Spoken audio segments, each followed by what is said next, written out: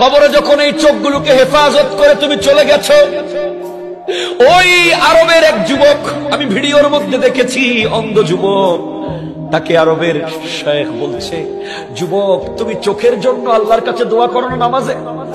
বলে না, আমি দোয়া করি না। কেন করো না? তুমি কি অন্ধ থাকতে চাও? বলে আমি অন্ধ থাকতে চাই। কেন?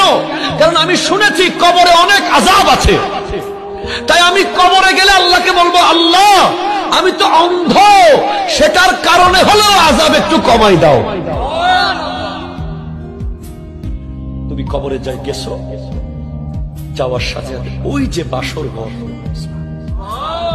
সুবহানাল্লাহ জোরে বলেন না আপনি, মিলান না, আপনি মিলান, আপনি মিলান।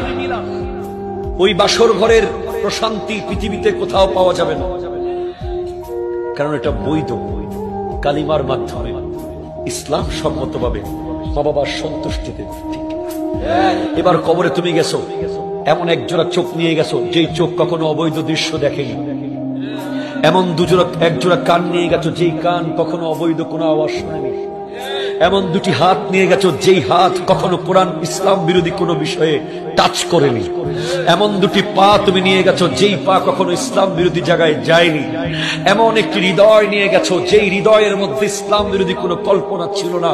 যাওয়ার সাথে সাথে আল্লাহ তোমার